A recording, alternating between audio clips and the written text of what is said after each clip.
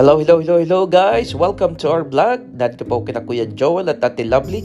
Gagawa tayo ng kimchi. At ito na nga po ang kanilang mga lahok. Unang-una, meron syempreng pechay. Sa ating kasi pechay bagyo ang tawag dyan eh. Pero di dahil ito sa Australia, di pechay Australia. Yan, hinati-hati lamang po muna ng ganyan. Tapos iyan na nga ibinabad po siya sa brine water. Yan, kasi nga tubig na nilagyan nyo ng asin. Ibababad nyo lang po siya ng mga ginawa namin 30 minutes to 1 hour lamang. At yan nga, may carrots, meron din po siyang ano ang tawag doon sa puting iyon? Comment nyo nga, ano ang tawag sa puting iyon? Radish. At sa in English pa eh. At yan po, kita nyo ga, may may glutinous rice. 3 glutinous rice at 3 tubig, tapos halo-haluin niya siya. Pasensya na kayo ha, hindi yan. Pag may ganyang consistency na, pwede na. At pasensya na kayo ha, wala kaming step by step dahil hindi naman kami official chef ni Kuya. At yan, ganyan, gaganyan nyo na lang ho. Kaysa sa hati-hati ng maliliit, ginrind ko lang. At syempre, dapat kasama ko sa pagka-grind. Pati po yung labanos at saka yung carrots, kinaganyan. At syempre, medyo kailangan i-flex natin ang biceps natin at itago ang tiyan na hindi na maitago ang buyon.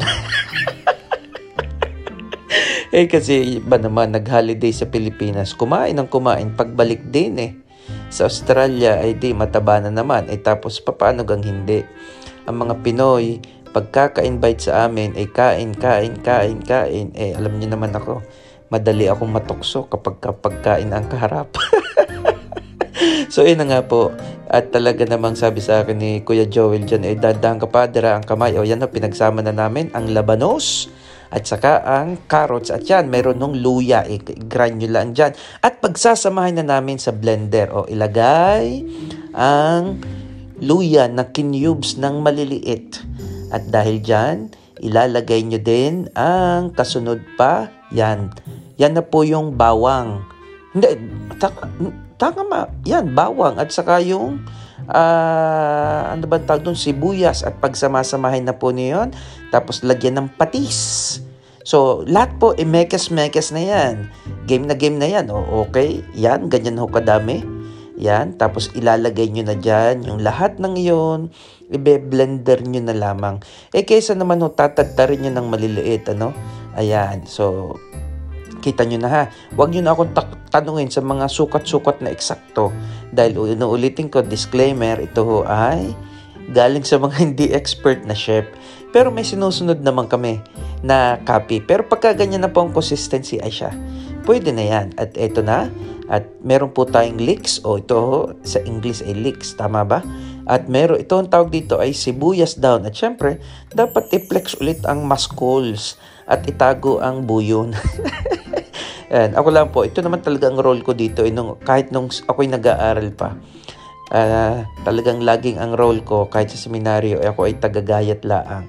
Hindi ho talaga ako marunong magluto. Kita nyo sa talas ng kutsilyong yan. Galing pa sa Fletcher, alam nyo ga, pag nagtatrabaho ko sa Fletcher ay siguradong matalas. Alam nyo ga ang ibig sabihin ng matalas? Talagang very very sharp. Yun, kaya ingat-ingat din. Yan, at yan po ang klase ng chili powder. Yan, kita nyo yung binlender kanina. Lagyan natin ng chili powder. At yun yung brand. Pero kung mayroon ba kayong brand na iba, yan, 1.5 na ganun, imekes-mekes na yan. Tapos yung tinimpla natin kanina na hinalo-halo, ulang tawag doon, glutinous rice, imekes-mekes nyo na po yan. Yan ang magiging sauce noong ibinabad natin kanina na brine. Yan, pag ganyang consistency na, pwede na yan, At ilalahok na natin dito yung ating Pechay Australia. Ayan, kita niyo naman ako. Sabi nga siya. Para naman makita ko tayo Kuya Joel dito. Ayan. Kita niyo gaho. Yan, ilagay na. Ay, pareho pala kaming Joel Kita niyo ga, kami ay tokayo. 2 Joel ang chef. Yan. So, pinagsama-sama ko na po doon. Inilagay ko na. Kita niyo yon. Yung radish and carrots, at saka yung leeks, mekes-mekes na yan. Pero kita nyo naman, hindi namin kinamay. Mamaya pa yung kakamayin. Pero sabi ko nga sabi ni Kuya Joel, baka Father tayo mabash. Dahil kakamayin natin, hayaan mo sila, hindi mo silang kakain. Tayo naman ang kakain. O yun, kita nyo yun. Imekes-mekes na natin. Yang radish na ibinabad sa tubig na may asin, ayan. Unti-unti lang, sabi ni Kuya Joel, baka naman atin yan, tapos mekes-mekes na. Sabi ko, Kuya Joel hayaan mo na silang mga basher, bakit kinamay? At kung bakit walang guantes, ano gan tawag doon sa English? Basta, yung sapin sa kamay. Yun. Bakit? Hindi man silang kakain, tayo naman. Saka ito may pansarili lang natin. Kita mo yan. Kita nyo yung ibinabad kanina sa tubig na asin. Ayan, hanggang sa mapagmakas-makas na yan. Pero alam nyo guys, sa totoo lamang, ewan ko ba, nasasarapan ako dito sa kimchi nila.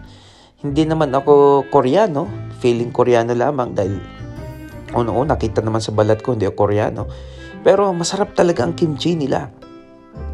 Yan actually nakadalawang lalagyan. Sabi ko nga parang hindi magkakasya. Pero kita nyo, nung napagsama namin, kasi sa isang lalagyan. At ito, nakagawa kami ng 4 containers. Kita nyo? Yan, ang isang container. Kita nyo? Ano ka sinasabi ko diyan? Sabi ko, feeling model na naman ako yan. Yan si Ate Lab. Yan po ang asawa ni Kuya Joel. Nito kayong Joel. Talaga naman sabi ko, sama ka sa video. Ayaw at bagong gising. At syempre, ayan. Ay, naku, hindi ko na na-video pala ng lubusan doon nung ilagay namin sa lalagyan. At yan na nga po, ito talagang the best. Gumawa po kami ng kimchi soup. To sa totoo lamang the best. Hindi ko na lang na-video ang buong process at napakasarap. Kimchi, tapos nilagyan po namin ng tofu. Yung medyo malambot na tofu. Yan pagkakasarap nito. Ito, nire-recommend ko po sa mga naghahanap, lalo dyan sa atin, sa Pilipinas na medyo malamig-lamig. Ito ang masarap na kimchi soup. Nilagyan lamang po syempre ng kaunting karne, parang sinutay muna ang sibuyas, bawang, tapos inilagay na yung kimchi, tapos tinubigan ng kaunti, tapos ay nilagyan ng ang tawag nga doon, tofu, pinasarap ng kaunti. Ayan, masarap talaga namang. Feel ko ang pagkain yan. Sabi ko nga, ako'y nagda-diet, yain na may gulay. So hanggang sa muli, ito po si Father Joel and watch for our next vlog!